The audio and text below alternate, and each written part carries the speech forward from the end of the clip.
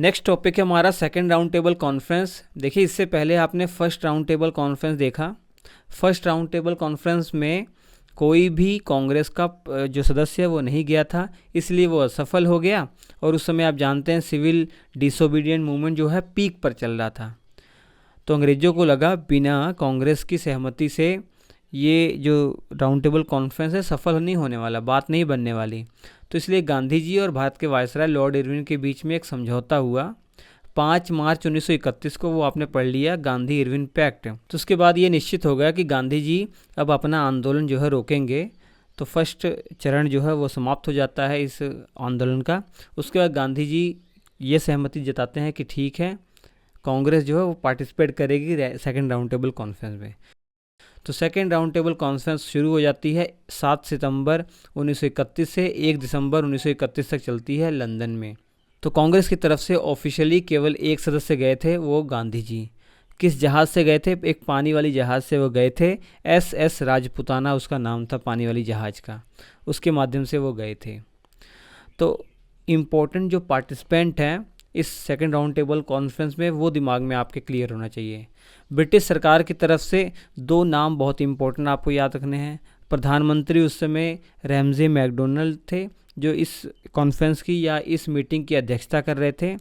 और Indian secretary या भारत सचिव जो थे उस समय सर सैमुअल होरे थे। यहाँ एक बात ध्यान देने वाली ये है कि जो भारत के वायसराय थे वो वहाँ नहीं गए थे। उस समय जो भारत के वायसराय लॉर्ड वेलिंगटन थे वो पार्टिसिपेट नहीं किए थे, वो वहाँ नहीं गए थे। ये एग्ज़ाम में बहुत बार पूछा गया है। भारत के वायसराय उस समय इंडिया में ही थे, वो सेकेंड राउंड टेबल कॉन्फ्रेंस में नहीं गए थे। और बात आती है कांग्रेस की, तो कांग्रेस की तरफ से एकमात्र ऑफिशियल मेंबर थे महात्मा गांधी, वो गए हुए थे। और मुस्लिम लीग की तरफ से मोहम्मद अली जिन्ना गए थे, आगा खान गए थे, मोहम्मद इकबाल, ये इम्पोर्टेंट नाम है मुस्लिम लीग की तरफ से। और दलित वर्ग की तरफ से डॉक्टर भीमराव अंबेडकर जी गए थे। और वहाँ पर जाकर ये सेपरेट इलेक्टोरेट सिस्टम की डिमांड करेंगे, जैसे मुसलमानों के लिए और सिखों के लिए चलता आ रहा था, वैसे ही ये भी डिमांड करेंगे। इसी बात को लेकर विवाद हो जाता है और सेकंड राउंड टेबल कॉन्फ्रेंस असफल मानी जाती है। चलिए खैर, दलित वर्ग से डॉक्टर भीमराव अंबेडकर जी का नाम याद रखिए। और कई रियासतें के यहाँ पे सरदार भी गए थे, कई रियासतों के जो नवाब थे, राजा थे, वो भी गए हुए थे यहाँ पर। और अन्य सदस्य भी गए थे कई, जैसे तेज बहादुर सप्रू, सरोजिनी नायडू, सिख, एंग्लो इंडियन और इंडियन ईसाई भी यहाँ गए हुए थे। सरोजिनी नायडू ये महिला थी, ये भी गई हुई थी। तो पूछा जाता है कौन कौन सी महिलाएं वहाँ पार्टिसिपेट की थी, तो इम्पोर्टेंट नाम सरोजिनी नायडू का याद रखिए। लेकिन ये मत सोचिएगा कि सरोजिनी नायडू तो कांग्रेस से रिलेटेड हैं, तो कांग्रेस की तरफ से गई थी। नहीं, ये खुद के बलबूते पे गई थी। कांग्रेस ने ऑफिशियली केवल एक ही मेंबर भेजा था, वो थे महात्मा गांधी। तो ये कुछ इम्पोर्टेंट नाम थे जो इस सेकेंड राउंड टेबल कॉन्फ्रेंस में पार्टिसिपेट किए थे, याद रखिए। अब यहाँ पर क्या चर्चाएं होती हैं, क्या प्रमुख मुद्दे थे, वो देखते हैं। यहाँ पे देखिए, सबसे पहले कांग्रेस की मांग, गांधी जी ने कहा या तो हमें पूर्ण स्वतंत्रता दे दीजिए, कंप्लीट इंडिपेंडेंस दे दीजिए, नहीं तो अभी तत्काल रूप से हमें कम से कम एक रिस्पॉन्सिबल गवर्नमेंट तो दीजिए ही दीजिए सेंटर में, या कहा जाए डोमिनेंट स्टेटस हमें दीजिए। तो ये इम्पोर्टेंट मांग थी गांधी जी की। और इन्होंने कहा कि कांग्रेस को भारत की एकमात्र जो प्रतिनिधि पार्टी के रूप में मान्यता दी जाए। और इन्होंने वहाँ विरोध भी किया, जो सेपरेट इलेक्टोरेट सिस्टम है उसका विरोध किया। इसके अलावा अन्य दलों की मांग, जैसे मुस्लिम लीग ने कहा मुसलमानों के लिए जो सेपरेट इलेक्टोरेट सिस्टम चला आ रहा उसे चलते रहना दीजिए और उसमें कुछ सुधार भी कीजिए। और जो रियासतें थीं उनकी भी अलग अलग मांगे थी। उन्होंने कहा कि अगर भारत में एक संघ की स्थापना होती है, एक संघीय सिस्टम की स्थापना होती है, तो हमें उसमें शामिल कर लिया जाए, लेकिन हमारी खुद की इंडिपेंडेंस, हमारी खुद की स्वायत्तता, कुछ शर्तें हैं वो भी मानी जाएं। इसके अलावा डॉक्टर भीमराव अंबेडकर जी की यहाँ पर एक बहुत ही अलग डिमांड थी। इन्होंने कहा कि दलित वर्ग के लिए एक सेपरेट इलेक्टोरेट सिस्टम लाइए, जैसे मुसलमानों के लिए, सिखों के लिए, बाकी अन्य के लिए लाया जा रहा है, वैसे दलित वर्ग को भी आप अल्पसंख्यक मानिए, इनके लिए भी सेपरेट इलेक्टोरेट सिस्टम लाइए। गांधी जी ने इसका बहुत ही तगड़ा विरोध किया और बहस भी हुई। अंबेडकर जी गांधी जी के बीच में वहाँ बहस भी हुई। गांधी जी ने कहा आप ऐसी डिमांड कर रहे हैं, इससे तो अंग्रेज़ों को बहुत अच्छा ही है, वो तो चाहते ही हैं कि फूट डालो, राज करो की नीति के तहत ऐसा ही कुछ चलता रहे। और गांधी जी ने कहा इससे हिंदू समाज जो है वो बिखर जाएगा। लेकिन अंबेडकर जी ने अपनी शर्त रखी और अंग्रेज़ों ने इस पर बहुत ज़्यादा गौर किया और आगे चलकर आप देखेंगे कि इस डिमांड को मान भी लिया गया था और कम्युनल अवार्ड के रूप में इसे घोषणा भी की जाएगी, तो वो आगे हम पढ़ेंगे ही।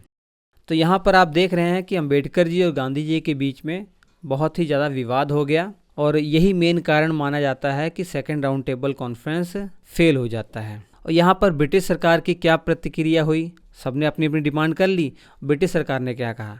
ब्रिटिश सरकार ने कहा कि हम आपको राज्यों में वो प्रोविंशियल ऑटोनॉमी दे देंगे, मतलब प्रांतीय स्वतंत्रता दे देंगे आपको।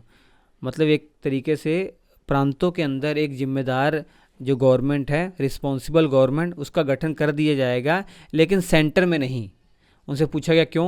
उन्होंने कहा सेंटर में इसलिए नहीं क्योंकि जो अल्पसंख्यक वर्ग हैं ये तो खुद ही विवादित हैं, इनमें तो खुद भी कोई एकता नहीं है।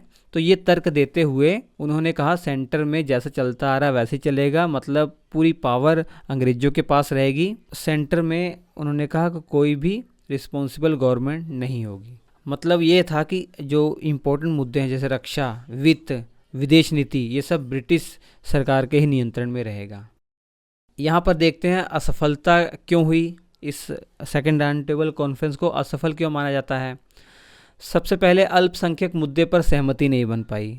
यहाँ सेपरेट इलेक्टोरेट सिस्टम की मांग की गई थी जो डॉक्टर भीमराव अंबेडकर जी के द्वारा, उस पर कांग्रेस सहमत नहीं थी। और यहाँ पर गांधी जी ने कहा था हमें या तो कंप्लीट इंडिपेंडेंस या कम से कम डोमिनियन स्टेटस तो वर्तमान में दीजिए, तो ये दोनों ही नहीं मिला, ये दोनों ही निर्णय नहीं हो पाया। और ब्रिटिश की यहाँ पर अंग्रेज़ों की यहाँ पर डिवाइड एंड रूल की जो नीति थी आप स्पष्ट रूप से देख सकते हैं। तो गांधी जी खाली हाथ लौटे और वापस इंडिया में आके उन्होंने दोबारा से आंदोलन शुरू कर दिया। सेकेंड फेज़ उसे कहा जाता है सिविल डिसोबीडियंट मूवमेंट का।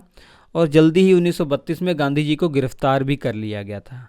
गांधी जी को गिरफ्तार करके जो पुणे की यरवदा जेल है वहाँ डाल दिया गया था।